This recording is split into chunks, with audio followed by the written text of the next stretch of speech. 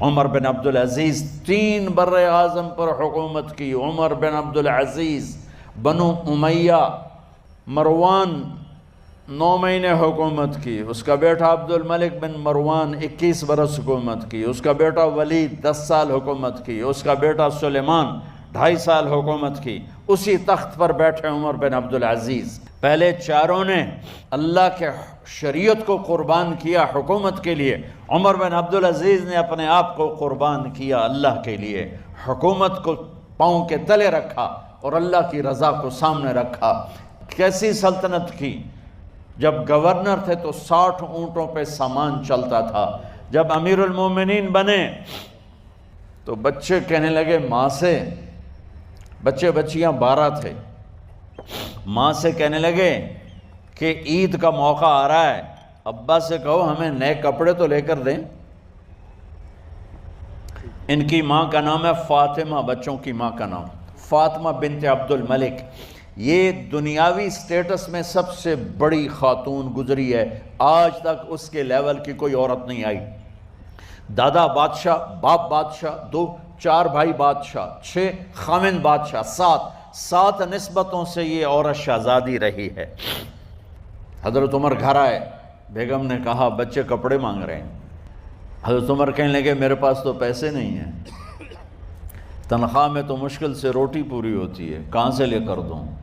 تو تھوڑی دیر خاموش رہیں. بیگم پھر کہنے لگی آپ ایسا کریں، اگلے مہینے کی سیلری ایڈوانس لے لیں، اس سے میں کپڑے لے لیتی ہوں اور روٹی کا خرچہ میں مزدوری کر کے، گھر بیٹھے مزدوری کر کے چلا لوں گی، آپ 1 مہینے کی تنخواہ ایڈوانس لے لیں.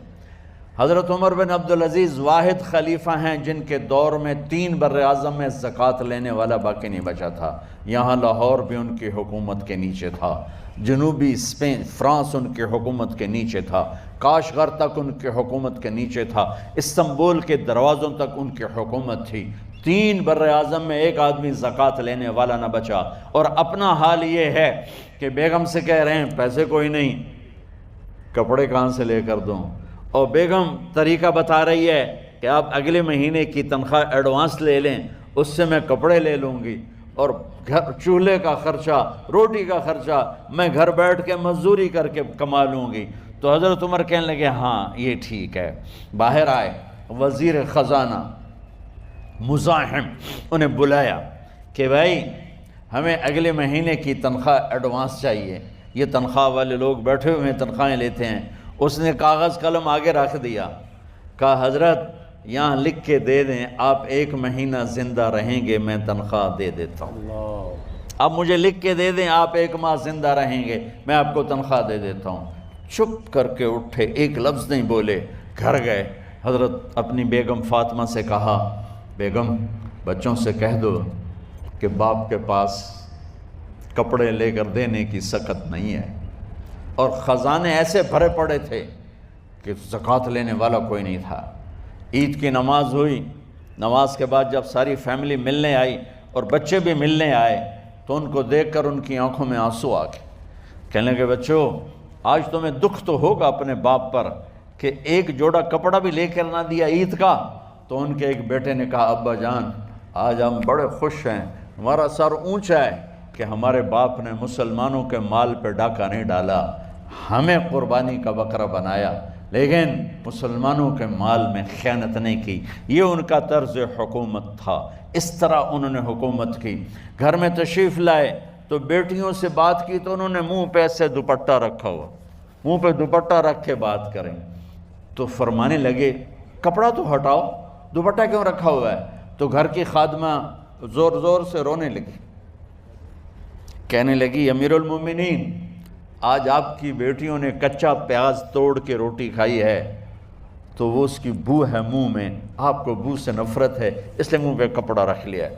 تو حضرت عمر اتنا روئے کہ ان کی داڑھی تر ہو گئی. کہنے لگے آخر میں جب تھوڑا آسرے میں آئے کہا میری بیٹیوں تمہارا باپ تمہیں بڑے اچھے کھانے کھلا سکتا ہے لیکن میں جہنم کو برداشت نہیں کر سکتا، میں جہنم کی آگ برداشت نہیں کر سکتا. اب مرنے کا وقت آ گیا. جب وہ گورنر تھے تو 60 اونٹوں پہ ان کا سامان چلتا تھا، اور جب وہ امیر المومنین بنے تو عیادت کے لیے لوگ آ رہے تھے، تو صالح عیادت کے لیے آئے، فاطمہ کے بھائی، کپڑے دیکھے امیر المومنین کے، تو بہن کو ایک طرف کر کے فرمایا، بڑے نیک سرداروں میں سے تھے یہ مسلمہ بن عبد الملک، کہنے لگے امیر المومنین کے کپڑے تبدیل کروا دو، لوگ پوچھنے آ رہے ہیں تو میلے کپڑے اچھا نہیں لگتا، کہا جی بھائی کرواتی ہوں۔ اگلے دن جب وہ حال پوچھنے آئے تو پھر وہی کپڑے تھے، تو انہوں نے ان کو الگ جا کر کہا، بہن میں نے تمہیں کہا تھا کپڑے بدلوا دیتی، کیوں نہیں بدلوائے؟ تو وہ رونے لگیں، کہنے لگی کہاں سے بدلواؤں، جوڑا ہی ایک ہے، جوڑا ہی ایک، کہاں سے بدلواؤں؟ اور حکومت کتنی تھی؟ 3 بر اعظم کی، 3 بر اعظم کی حکومت۔ ہمارا تو پٹواری امان کا نہیں ہے، اور وہ 3 بر اعظم کی سلطنت لے کر ایک جوڑے میں اللہ سے ملنے جا رہا ہے۔ ان کو زہر دیا گیا، جب ان کی موت کا وقت قریب آیا تو انہوں نے رجا بن حیوہ کو بلایا، سننے والی بات ہے بچوں، ان سے فرمانے لگے سنو، میں نے 3 بادشاہوں کو قبر میں اتارا۔ اب بچیاں تو قبرستان جاتی نہیں، ہم تو اپنے ہاتھوں سے قبر میں اتارتے ہیں، اور اوپر مٹی ڈالتے ہیں، اور اوپر اینٹیں ڈالتے ہیں، اور پھر منو مٹی میں دبا کے واپس آتے ہیں۔ یہ منظر آپ بچیوں کے تو دیکھنے کا بھی نہیں ہے۔ وہ کہنے لگے میں نے 3 بادشاہوں کو مٹی میں ڈالا، لیکن ان کے کفن کی گرہ کو جب کھول کے دیکھا تو ان کے چہرے قبلے سے ہٹ چکے تھے، اور رنگ ان کے کالے پڑ چکے تھے۔ ولید بن عبد الملک، سلیمان بن عبد الملک، عبد الملک بن مروان، عبد الملک باپ، ولید بیٹا، سلیمان بیٹا، یہ تینوں کا ان کے چہرے کالے ہو گئے تھے، اور ان کا قبلے سے منہ پھر گیا تھا۔ اب میں مرنے لگا ہوں، مجھے پہلے ضرور چیک کرنا کہ میرا اللہ میرے ساتھ کیا کرتا ہے۔ پہلے تینوں کی ظلم کی حکومت تھی، ان کے چہرے قبلے سے کیوں ہٹ گئے؟ آپ کو عجب بات بتاؤں، ولید بن عبد الملک روزانہ تہجد میں کھڑے ہو کے 10 سپارے پڑھتا تھا، 10 سپاروں کی تلاوت تہجد میں کرتا تھا کھڑے ہو کے، اور قبلے سے چہرہ ہٹ گیا۔ سلیمان بن عبد الملک تہجد گزار، چہرہ قبلے سے ہٹ گیا، ظلم کیا، ظلم کیا، ظلم کیا، خون کو پانی بنا دیا، حکومت پر شریعت کو قربان کیا، رشتے ناتوں کو قربان کیا۔ اللہ نے قبلے سے چہرے، نمازیں منہ پہ مار دی، روزے منہ پہ مار دیے، حج زکاتیں منہ پہ مار دی، تہجد ان کے منہ پہ مار دی، اور ان کے چہروں کو قبلے سے ہٹا دیا اور رنگ کالے کر دیے۔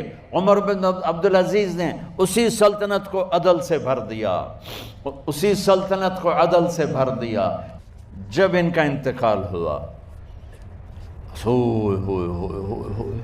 سلیمان بن عبد الملک کی ڈیڈ باڈی جب قبر کے قریب لائے اتارنے کے لیے، تو ایسے ایسے ہلنے لگا، اس کا پورا جسم ہلنے لگا۔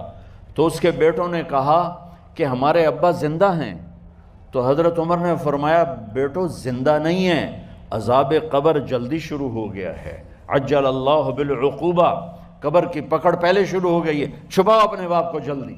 جب عمر بن عبدالعزیز کی ڈیڈ باڈی قبر کے قریب کی گئی اور ان کا بھائی اتارو، بھائی وہ باتیں شروع ہو جاتی ہیں، رومال ڈالو، چادر پکڑو، ادھر سے پکڑو، تو ایک دم ایسے ایک پرچہ ہوا میں اڑتا ہوا سب نے دیکھا، وہ آتے آتے آتے آتے آتے آتے یوں آ کے حضرت عمر کے سینے پر گر گیا۔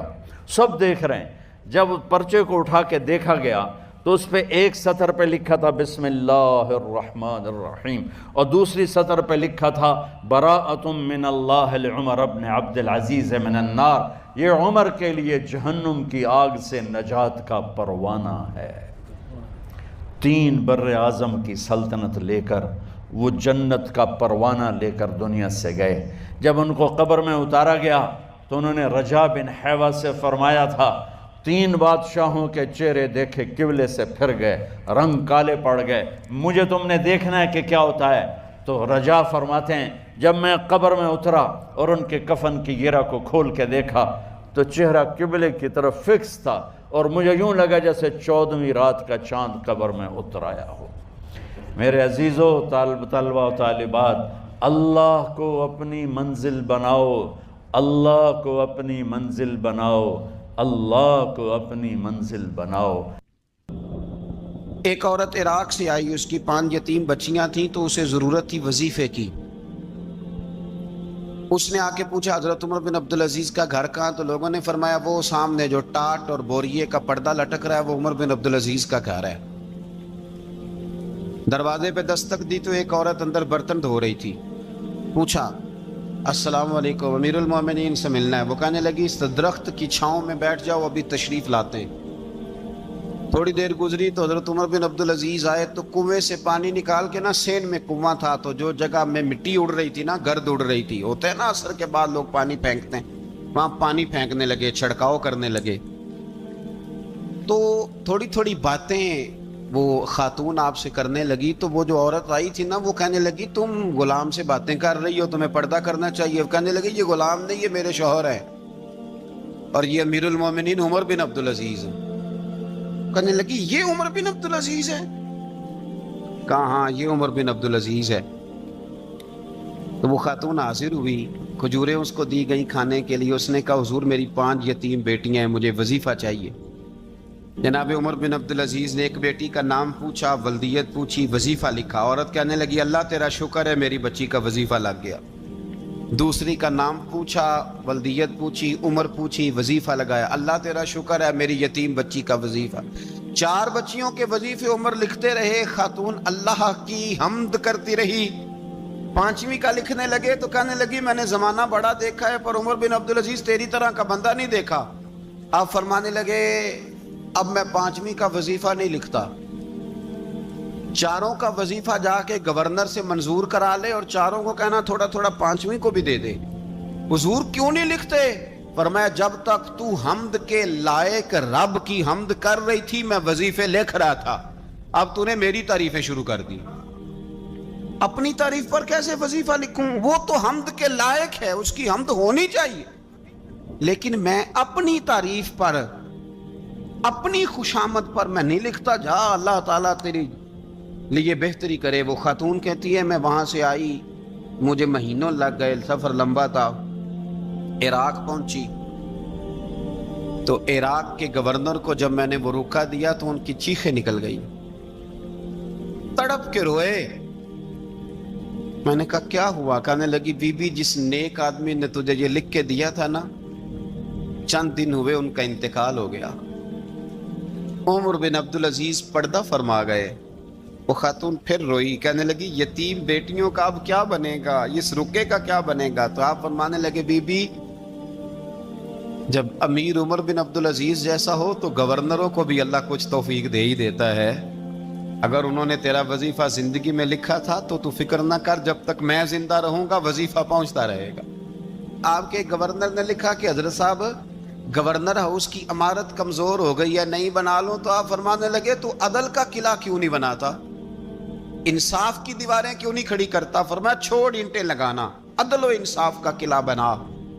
سب سے بڑی بات یہ تھی کہ بڑے پابند تھے صوم و صلات کے، دن کو تلاوت کرتے، رات کو عبادت کرتے۔